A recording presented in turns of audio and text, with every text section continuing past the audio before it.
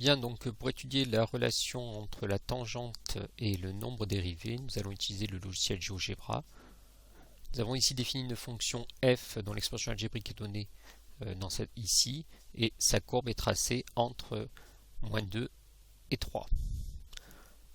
Nous avons un point A sur la courbe f d'abscisse -2. Ce point est un point mobile qui est lié au curseur ici, petit a, que je peux faire varier, donc le point A se déplace sur la courbe f. On s'intéresse à la tangente en A à la courbe f. Donc la tangente a été définie ici. Donc ma tangente est liée au point A et à la courbe f, c'est la tangente à la courbe f au point d'abscisse -1, donc au point A. Je m'intéresse maintenant à la pente de cette droite. Donc la pente de cette droite, le coefficient directeur.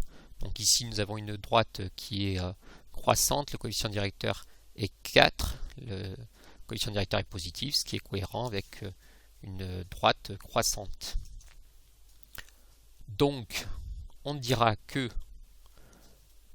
le nombre dérivé de la fonction f au point d'abscisse -2 est 4, car la pente de la tangente au point d'abscisse -2 est 4.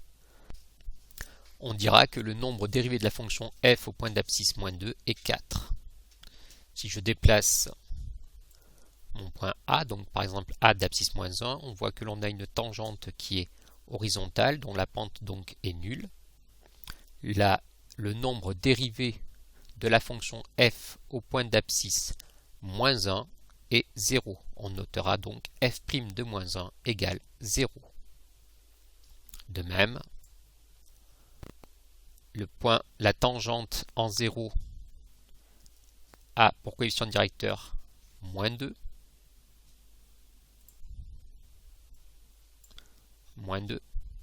Donc, le nombre dérivé de la fonction f au point d'abscisse 0 est -2. On note f' de 0 égale -2. Ici, en 2, on retrouve une tangente horizontale. Donc, le nombre dérivé de la fonction f au point d'abscisse 2 est 0. On note f' de 2 égale 0.